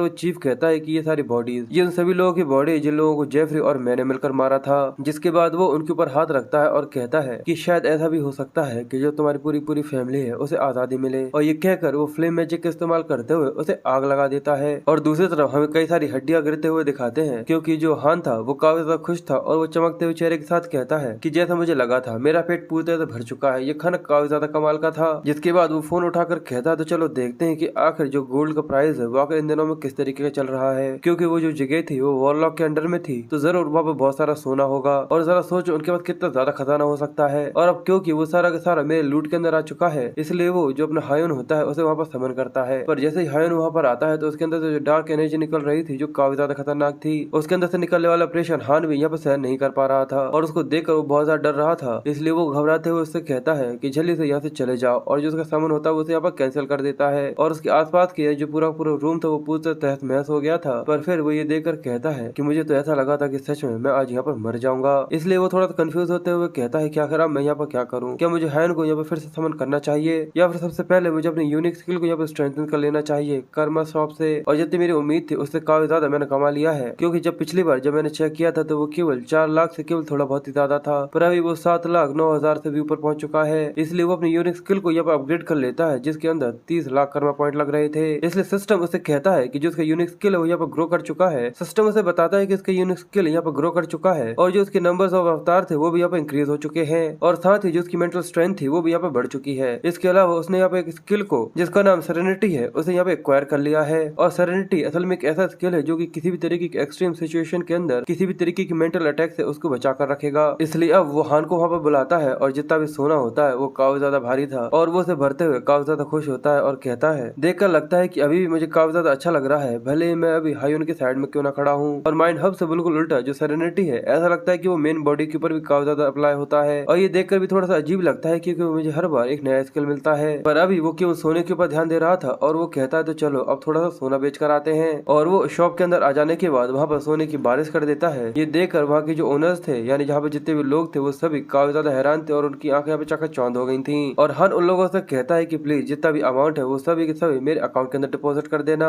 और वो लोग झुक कर उसका शुक्रिया करते हैं क्योंकि उसने यहाँ पर काफी ज्यादा सोना दिया था। साथ ही ईहान आगे कहता है कि इन इमरजेंसी के लिए मैंने जो हायून है उसे अपनी शेडोज के अंदर डार्क मैजिक का इस्तेमाल करते हुए छुपा लिया था। यहाँ तक उसके ऊपर मास्क लगाने तक के लिए मुझे उसको यहाँ पर समन करना होगा। पर फिर वो खुश होते हुए कहता है कि मुझे ऐसा लगता है कि जो मेरी सारी चीजें थी वो पूरी तरह से बेकार थी। जिसके बाद वो आगे हंसते हुए कहता है कि मुझे लगता है कि जो मेरी चिंता थी वो पूरी तरह से बेकार थी। पर वो ये कहता ही है कि जो उसकी किस्मत थी वो इतनी ज्यादा मनहूस थी कि अचानक के पीछे से काफी ज्यादा बड़ा धमाका होता है और जो सोने वाली दुकान थी वो वहाँ पर चोरी हो जाती है, यानी उसके अंदर एक चोरी हो जाती है। वहाँ पर हम एक बड़ा सा बेयर वुल्फ दिखाते हैं जिसकी बड़ी सी पूंछ थी और वो ये देखकर कहता है कि आज तो हम लोगों ने एक लकी जैकपॉट लगाया है। आगे ऐसा कौन ने सोचा था कि इस तरीके की सोने की दुकान के अंदर इतना ज्यादा सोना हो सकता है। उसका साथ ही कहता है किस तरीके से तारीफ करना बंद करो, हम लोग बाद में ये सब करेंगे, जल्दी से भागो। और ये कहकर वो आदमी जल्दी से उसकी पीठ पर चढ़ जाता है और वो बेयर वुल्फ भागना चालू कर देता है। और जैसे वो दोनों हान के सामने आते हैं तो हान उनको देखकर हैरान हो जाता है और कहता है कि ये तो विलेंस हैं, जल्दी से कोई इनकी रिपोर्ट करो। फिर हमें विलेंस के बारे में बताया जाता है कि वो लोग जो कि अपनी मैजिकल पावर का इस्तेमाल करते हुए क्राइम कमिट्स करते हैं उन्हें विलेन कहते हैं। इनको देखने के बाद हान बहुत ज्यादा घबरा गया था और वो कहता है, जिसके बाद वो आगे कहता है कि इसलिए यहाँ पे ऐसे कई सारे गार्डियंस हैं जो कि इस तरीके से विलेन से बचाने के लिए यहाँ पर रहते हैं। पर उनको एकदम से अचानक से अपने सामने देखने के बाद उसे वही सीन याद आ जाता है जहाँ पर उसकी फैमिली वहाँ पे पूरी तरह तबाह हो गई थी। इसकी वजह से वो बहुत ज्यादा डर गया था। पर अचानक जो बेयरवुल्फ होता है वो एक जोरदार मुक्का उसकी गाल पर दे मारता है जिसकी वजह से वो वहाँ पर गिर गया था। साथ ही वो कहता है कि जो गार्डियंस है उनको जरूर इनको ट्रैक डाउन करने में काफी ज्यादा मुश्किल आने वाली है। पर तभी उसके दिमाग में एक चीज याद आती है और वो कहता है, पर इसकी वजह से वो बहुत ज्यादा घबराया हुआ था और वो कहता है कि मैं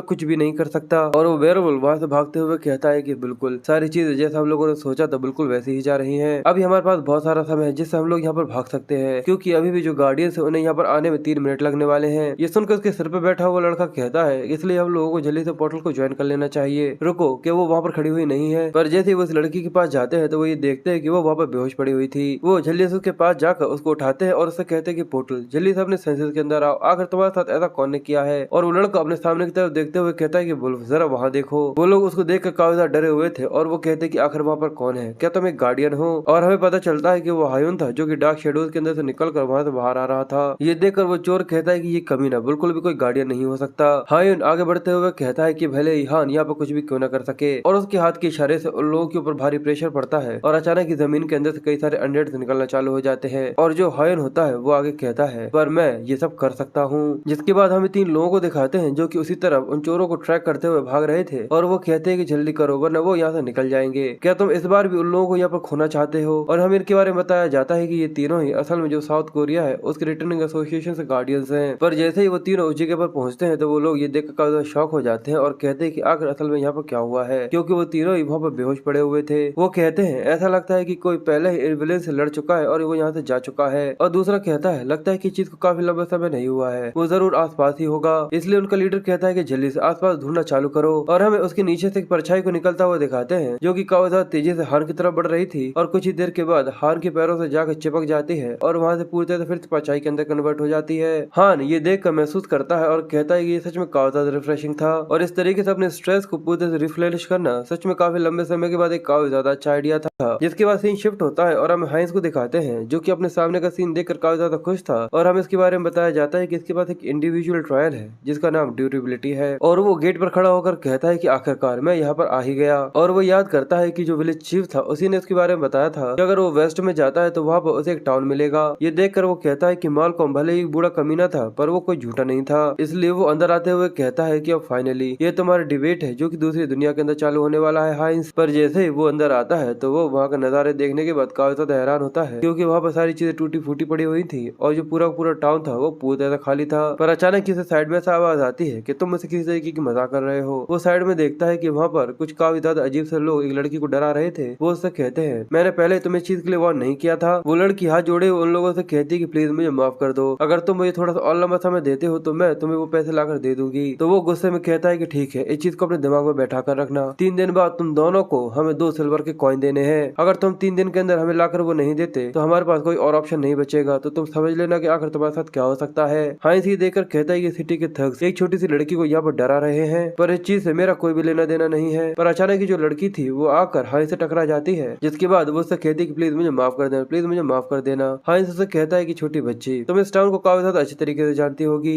साथ ही वो सोचता है कि वैसे भी मुझे एक गार्ड की तो जरूरत है ही। तो वो लड़की सुनकर कहती क्या आखिर आप कौन है। तो हाइंस उसे 2 सिल्वर के सिक्के दिखाते हुए मुस्कुराकर कहता है कि मैं तुम्हारा जल्दी एक एम्प्लॉयर बनने वाला हूँ। तो क्या हमें वर्क कंडीशंस यहाँ पर डिसाइड नहीं कर लेनी चाहिए। और जो 2 दो सिल्वर के सिक्के थे उनको देख कर उस लड़की के चेहरे पर जो चमक आती है वो काफी ज्यादा अच्छी है। जिसके बाद वो उसे एक जगह पर लेकर जाती है जिसको देखा कर वो उससे कहती है ये एक ऐसी जगह है जो कि इस जगह पर सबसे ज्यादा अच्छी जगह है जहाँ पर तुम रुक सकते हो। और इस लड़की का नाम डायना होता है और डायना उसे आगे कहती तो बताओ तुम्हारा क्या ख्याल है, क्या तुम्हें ये जगह पसंद आई। और हंस आगे कहता है कि डायना ने उसे बताया था कि वो बस केवल थोड़ा सा पैसा कमाना चाहती है जिससे वो अपने बीमार भाई का ख्याल रख सके, क्योंकि उसके जो पेरेंट्स थे वो काफी लंबे समय पहले ही खत्म हो चुके हैं यानी मर चुके हैं। और इसके अलावा उसने मुझे ये भी बताया कि जब वो मुझसे मिली थी वो काफी ज्यादा बड़ी दिक्कत में थी क्योंकि वो जो कर्ज के पैसे थे वो चुका नहीं पा रही थी। हंस उसे पैसे देते हुए कहता है कि ठीक है डायना, अगले सुबह जैसे तुम उठ जाओ तो अगले सुबह मेरे पास आ जाना। और वो आगे बताता है कि वो 2 सिल्वर के कॉइन के लिए हर दिन मेरी एक गाइड बनेगी। साथ ही वो अपने पलंग पर लेटा हुआ ये देखकर कहता है कि इस चीज से फर्क नहीं पड़ता, मुझे ऐसा लगता है कि जो मैं कर रहा हूँ वो एक काफी ज्यादा अच्छा काम है, भले इसकी वजह से जो मेरे पूरे पैसे वो पूरे खत्म ही क्यों ना हो जाए। अब ये सारी बातें छोड़ो, चलो अब जाकर सो जाते हैं। पर जब हंस अगले दिन सुबह उठता है तो वो ये देखकर कहता है कि जो ये बिस्तर है वो बिल्कुल भी कंफर्टेबल नहीं है, वैसा ही से रात में सो भी नहीं पाया। और वो उठकर जैसे खिड़की खोलता है तो वो नीचे डायना को देखकर काफी हैरान था और वो उससे कहता है कि तुम। डायना का ध्यान उसके ऊपर जाता है तो वो एक खुशमिजाज चेहरे के साथ नाक बहाते हुए उससे कहती कि हेलो। पर हंस उससे कहता है कि पर आखिर तुम इतने लंबे समय से मेरे वहाँ पर बैठकर वेट क्यों कर रही थी। जिसके बाद वो दोनों लंच करने के लिए बैठते हैं और वो उससे कहता है कि तुम्हें सुबह सुबह से मेरा वेट करने की बिल्कुल भी जरूरत नहीं है, तब आना जब हम लोगों का लंच टाइम होगा। ये सुनकर वो उससे कहती है कि ठीक है जूस। पर ये सुनने के बाद हंस गुस्से में कहता है कि मैंने तुमसे कहा था ना कि मैं कोई जूस नहीं हूँ। पर वो उससे कहती है क्या तुमने खाना खा लिया। वो कहता है कि हाँ, अगर तुम चाहो तो और भी ज्यादा खा सकती हो अगर तुम्हें भूख लगी है तो। ये सुनकर वो काफी ज्यादा खुश होती है और वो उसे रख लेती है। जिसके बाद वो आगे बताता है कि असल में इस शहर का नाम अजांथू है। ये एक छोटा सा गाँव है जो की थालिया किंगडम के वेस्ट साइड के अंदर बसा हुआ है। और भले ही ये देखने में कोई छोटा सा आम सा गाँव लगता है पर साथ ही वो डायना से पूछता है कि आखिर ये किस तरीके का सिंबल है, क्योंकि वो देखने में काफी ज्यादा बड़ा मुंह लग रहा था जिसपे काफी ज्यादा बड़े बड़े पैने दांत लगे हुए थे।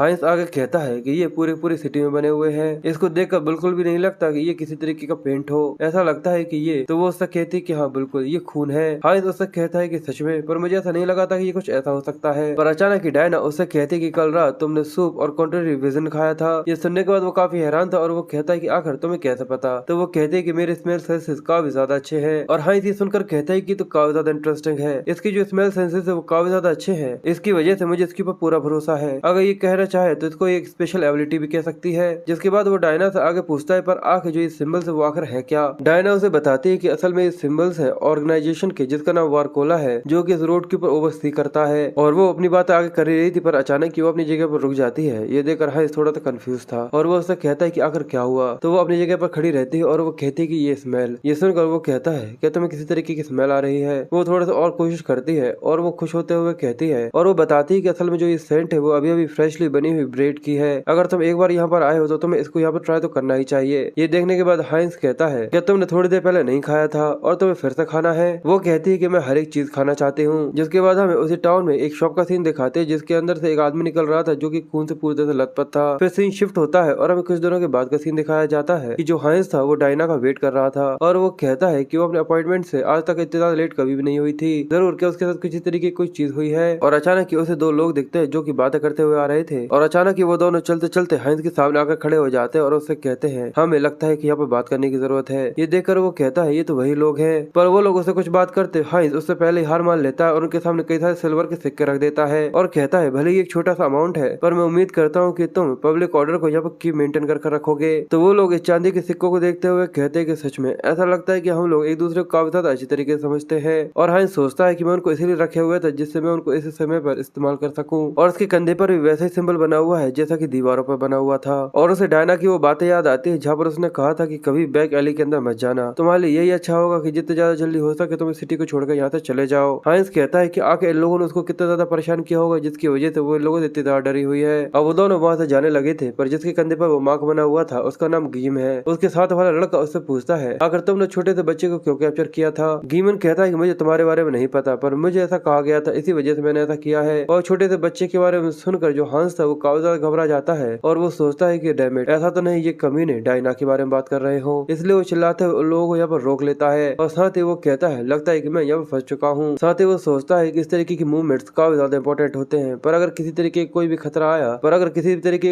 आया तो मैं जल्दी से जो ये सामान है उसे कैंसिल कर लूंगा। और हाँ थोड़ी सी भारी आवाज में उन लोगों से कहता है कि मैं किसी चीज की वजह थोड़ा सीरियस हूँ। पर अचानक जो डायना होती है वो पीछे से वहाँ पर आ जाती है जिसको देखकर जो हंस था वो काफी ज्यादा कंफ्यूज हो गया था और वो लोग थे वो काफी ज्यादा गुस्से में होते हैं और वो काफी ज्यादा बुरी शक्ल बनाते हुए हंस की तरफ देख रहे थे। और और हाइंस कहता है कि आखिर अचानक ही ये इस तरीके की मूवमेंट में यहाँ पे बाहर निकल कर क्यों आई है। और हाइंस अपने आप को बचाने की कोशिश करते हुए कहता है कि मैं बस तुम लोगों से ये पूछना चाहता था कि जो सिल्वर कॉइन्स मैंने तुम लोगों को दिए हैं क्या वो तुम लोगों के लिए सफिशिएंट है या फिर नहीं। जिसकी कुछ देर के बाद हमें उसके जो पॉकेट दिखाया जाता है वो पूरी तरह खाली हो गया था। इसलिए वो डायना के ऊपर गुस्सा करते हुए कहता है कि ये सब तुम्हारी वजह से हुआ है। क्या तुम थोड़ी देर और पहले नहीं आ सकती थी? क्या तुम्हें पता भी है कि आखिर तुम्हें ढूंढने के लिए मैंने कितना ज्यादा पैसा बर्बाद कर दिया है, इसलिए अब आज के लिए तुम्हें कोई भी खाना नहीं मिलेगा। पर जो डायना थी वो रोते हुए कहती कि मेरा छोटा भाई अचानक ही गायब हो गया है। वो अचानक ही फिर से अपनी जो हेल्थ थी उसे रिगेन करने लगा था क्योंकि उसे फिर से भरपेट खाना मिलने लगा था। पर अब मैं उसे ढूंढ रही हूँ पर वो कहीं पर भी नहीं मिल रहा। और ये कहकर वो अपने आंसू बगराते हुए रोना चालू कर देती है। और अब हाइंस को सारी सारी बातें समझ में आ जाती हैं और वो घबराते हुए कहता है कि ऐसा मुझसे मत कहना कि वो लोग यहाँ पर जिस इंसान के बारे में बात कर रहे थे असल में वो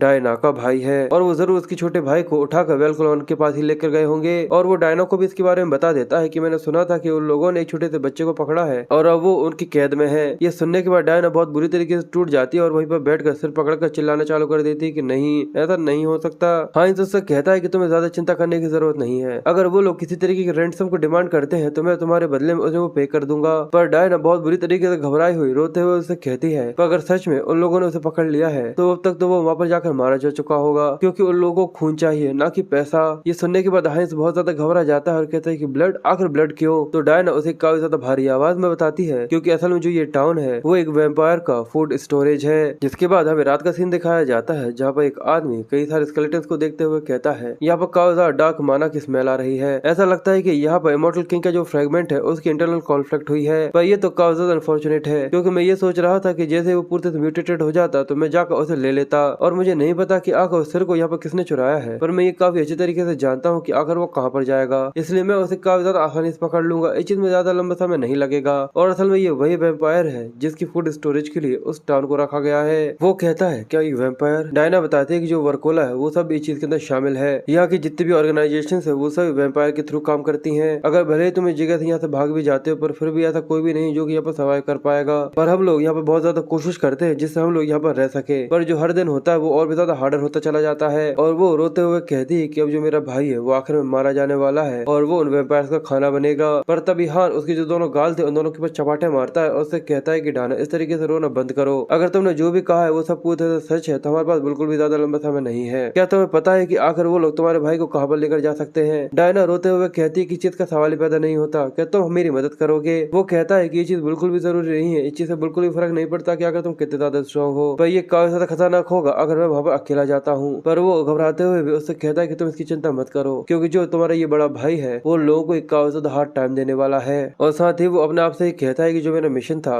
हेल्पिंग द अनफॉर्चुनेट गर्ल वो अब चालू होता है। जिसके बाद हमें उन गुंडों को दिखाते हैं जो कि उन सिल्वर का इस्तेमाल करते हुए वहाँ पर जुआ खेलने में लगे हुए थे और सबके वजह से वो काफी ज्यादा मजे ले रहे थे। और वो कहते हैं कि सुबह सुबह से किसी के पैसे को लूटना सच में काफी ज्यादा मजेदार होता है। पर अचानक ही वहाँ पर दरवाजा थपाक की आवाज से खुलता है और हान वहाँ पर खड़ा हुआ था। उसको देखकर वो नीले कपड़ों वाला था, वो ये देख थोड़ा सा कंफ्यूज था। और जो हान था वो उससे कहता है, पर वो लोग हान को देखकर कहते हैं कि आखिर ये कमीना कौन है, आखिर तुम कौन हो? पर जो नीले कपड़ों वाला था वो उससे कहता है कि जरा 1 मिनट के लिए रुक जाओ। और वो उससे कहता है कि बच्चे, और वो बताता है कि बच्चे ये वही लड़का है जिसको सुबह सुबह हम लोगों ने रॉब किया था। देख कर ऐसा लगता है कि ये यहाँ पर और ज्यादा डोनेट करने के लिए वापस आया है। और वो लोग हंसते हुए कहते हैं अगर ऐसा है तो हम लोगों को भी हमारा शेयर चाहिए। और हमें बाहर उस आदमी को दिखाते हैं जिसकी मुंडी हांस ने पहले ही तबाह कर दी थी, यानी फोड़ दी थी। ये देखकर वो कहता है कि आखिर जो गार्ड बाहर खड़ा हुआ था उसका क्या हुआ? क्या तुमने भी उसे यहाँ से पैसे देकर यहाँ से भगा दिया है? पर हांस काफी गुस्से में उससे कहता है कि मैं तुमसे 2 बार इसके बारे में नहीं पूछूंगा। जिस बच्चे के बारे में सुबह तुम मेंशन कर रहे थे आखिर तुम उसे कहाँ लेकर गए हो? ये सुनने के बाद वो आदमी काफी गुस्से में कहता है कि हम लोग सुबह सुबह तुम्हारे साथ हंसे थे, क्या तुम इसकी वजह से पूरी तरह पागल हो गए हो?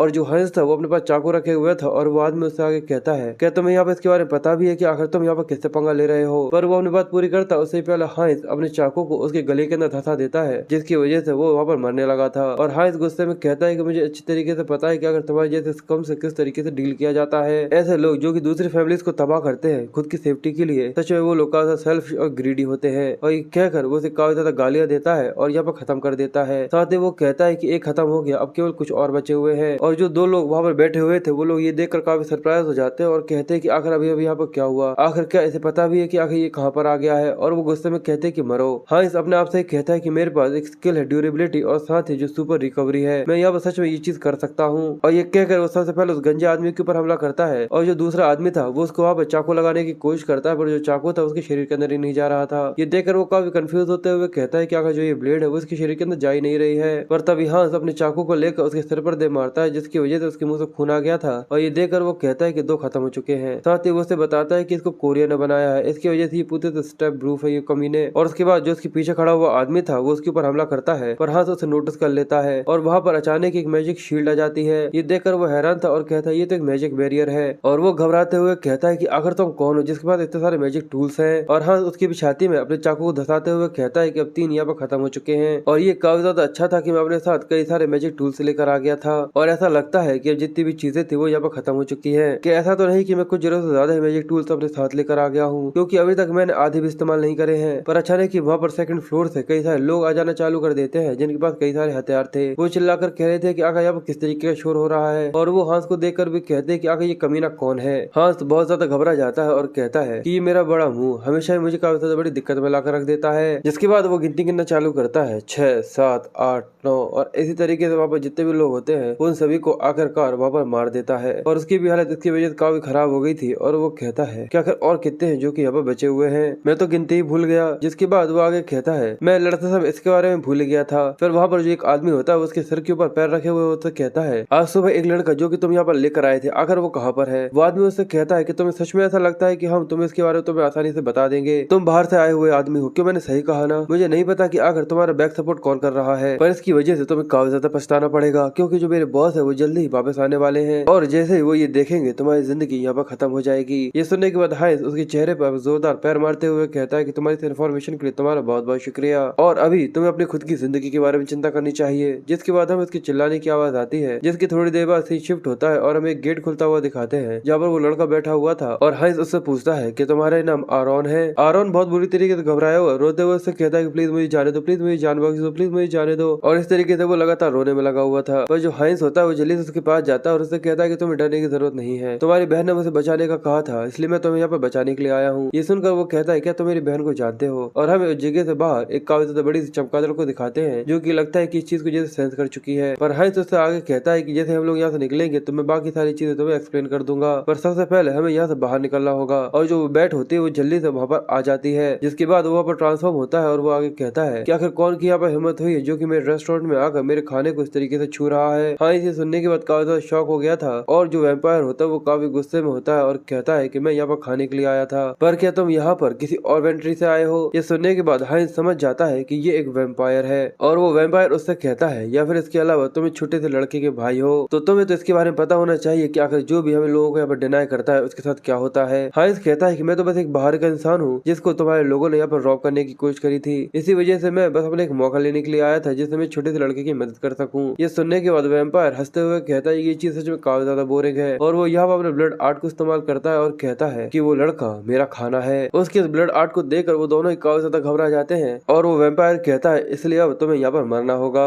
हाँ, ये देखने के बाद जल्दी से काफी ज्यादा घबराते हुए उस लड़के को पकड़ लेता है और कहता है कि तुम्हें यहाँ से भागना चाहिए। जिसके बाद वहाँ पे काफी ज्यादा बड़ा धमाका होता है, जिसके बाद हमें दिखाते हैं कि वहाँ पर पूरे शराब फैली हुई थी और वो दोनों वहाँ पर जमीन पर पड़े हुए थे। हाँ, इसी देखकर कहता है कि यहाँ पर वही शराब की गंध आ रही है, ऐसा लगता है कि ये सब बैरियल है। साथ ही वो आरन को उठाते हुए कहता है कि तुम ठीक हो, तुम्हें किसी तरह की चोट तो नहीं लगी, अब यही तुम्हारे पास मौका है, जल्दी से यहाँ से बाहर निकल कर भाग जाओ। और अचानक ही जो वैम्पायर होता है वो जंप करते हुए नीचे भाग कर आ जाता है और कहता है कि तुमने उसे डॉज कर लिया, तो मेरी उम्मीद से काफी ज्यादा फास्टर निकले, यानी खाने से पहले लगता है कि मुझे काफी ज्यादा अच्छा वार्म अप मिलने वाला है। और ये कहकर वो अपने बड़े बड़े नाखूनों के साथ हांस के ऊपर हमला करना चालू कर देता है। ये देखकर वो जल्दी से आरोन को पीछे की तरफ धक्का देता है और कहता है कि जाओ और चाहे कुछ भी क्यों ना हो जाए वापस लौट कर मत आना। और हांस अपने चाकू के साथ उसके अटैक को रोकने की कोशिश कर रहा था, पर उसे इस चीज में काफी ज्यादा दिक्कत हो रही थी और उसके जो बड़े बड़े नाखून थे वो पहले से और भी ज्यादा खतरनाक लग रहे थे, जिसको देखकर वो बहुत ज्यादा डर रहा था। और अचानक ही जो उसके नाखून होते हैं वो उसकी छाती को आर पार कर देते हैं और वो वैम्पायर भी देखकर कहता है कि जो तुम्हारी बॉडी वो काफी ज्यादा सॉलिड है और जो तुम्हारी रिकवरी एबिलिटी वो काफी ज्यादा इंप्रेसिव है। हाइंस ये देखने के बाद समझ जाता है कि इन दोनों के बीच में काफी ज्यादा मेजर स्ट्रेंथ डिफरेंस है। और वो वैम्पायर कहता है लगता नहीं है कि ये किसी तरीके का प्लान्ड मील था, पर देखकर ऐसा लगता है कि तुम भी काफी ज्यादा डिलीशियस होगे। और ये कहकर वो जी फेर रहा था और वो कहता है कि अगर वो यहाँ पे मेरे साथ खेलने के बारे में नहीं सोच रहा होता तो मैं काफी लंबे समय पहले ही मारा जा चुका होता। और साथ ही वो वैम्पायर देखता है कि जो हाइंस था वो अभी भी यहाँ पे स्ट्रगल करने की कोशिश कर रहा था और वो उसे मुक्के मारने के लिए अपना हाथ आगे बढ़ाता है। और हाइंस कहता है कि मैं बस यहाँ पर अपने आप को मरता हुआ नहीं देख सकता। पर अचानक जो वैम्पायर था वो अपने एक ही स्ट्राइक लगाता है और उसका जो हाथ था उसे यहाँ पर काट देता है। हाइंस ये देखने के बाद काफी ज्यादा सरप्राइज था और वो कहता है देखकर लगता है कि मुझे तुम्हें यहाँ पर खाने से पहले तुम्हारी हड्डियों को अलग अलग करना होगा। हाइंस को यहाँ यहाँ पे बहुत ज्यादा दर्द हो रहा था और वो वैम्पायर कहता है कि अगर तुम्हारा ये मीनिंगलेस रेजिस्टेंस खत्म हो चुका हो तो चलो अब तुम्हारी कीमत को चुकाना चालू करो। और ये कहकर वो काफी ज्यादा डरावना सा लगते हुए हाइंस को यहाँ पे चबाने वाला होता है और हाइंस ये देखकर कहता है कि अगर यहाँ पे काफी ज्यादा बड़ा स्ट्रेंथ डिफरेंस है तो मुझे ऐसा करना ही होगा। और हमें उसके मुंह में एक रिंग को दिखाते हैं जिसको इस्तेमाल करते हुए वो कहता है कि हम लोग जो यहाँ पे एक साथ मरेंगे। और अचानक ही उसके मुंह से और पूरे शरीर से फ्लेम निकलना चालू हो जाती है। ये देखने के बाद जो वैम्पायर था वो भी काफी ज्यादा शॉक था और वो कहता है कि आखिर ये क्या है, एक फायर मैजिकल टूल, यानी तुम इतने लंबे समय से उसे अपने पास छुपा कर रखे हुए थे। हमें थोड़ी देर पहले का सीन दिखाते हैं जहाँ पर वो दोनों शराब के अंदर गिर चुके थे। तभी हाइंस ने ये उठाकर अपने मुंह के अंदर छुपा ली थी। उसने सोच लिया था कि अगर ऐसा कुछ होता है तो वो ऐसे समय पर अपने आप को सेक्रीफाइस करने के लिए तैयार हो जाएगा। वो वैम्पायर भी ये देख कर हैरान था और वो उसको गाली देते हुए कहता है कि तुम कमीने कहीं के, तुमने ये तो प्लान नहीं किया होगा कि तुम यहाँ पे मेरे साथ आकर मरोगे, क्योंकि अगर ये आग गलती से भी जाकर जमीन को टकरा चाहती है तो हम दोनों यहाँ पे मारे जाएंगे। हाइंस उस वैम्पायर को धकाने की कोशिश कर रहा था पर अचानक ही वो उसके ऊपर स्ट्राइक लगाता है और उसके कमर के नीचे का जितना भी ऐसा होता है उसको पूरी तरह से अलग अलग कर देता है और वो काफी गुस्से में कहता है कि भाड़ में जाओ। और ये देखकर वो काफी ज्यादा खुश था क्योंकि वो यहाँ पे कुछ भी नहीं कर पा रहा था। पर अचानक ही जो हाइंस होता है वो काफी गुस्से में अपने सिर को उसके सिर पर दे मारता है जिसकी वजह से वो काफी ज्यादा चक्कर खाकर जमीन पर गिर जाता है। और हाइंस आगे कहता है कि तुमने खुद से ये कहा था कि जो मेरी बॉडी वो काफी ज्यादा सॉलिड है और जो मेरी रिकवरी एबिलिटी वो काफी ज्यादा कमाल की है और मुझे भी ऐसा लगता है कि मैं थोड़ा सा डिलीशियस होऊंगा। और ये कहकर वो उसके ऊपर गिर जाता है। ये देखने का जो वैम्पायर था वो काफी ज्यादा डर गया था और वो कहता है कि नहीं प्लीज रुक जाओ, इसको यहीं पर रोक दो। पर अगले पल हमें काफी ज्यादा बड़ा धमाका दिखाते हैं जिसकी वजह जो रेस्टोरेंट था वो काफी ज्यादा बड़े धमाके के साथ यहाँ पर तबाह हो जाता है। पूरे मलबा ही मलबा पड़ा हुआ था और पूरी जगह के अंदर आग लग चुकी थी।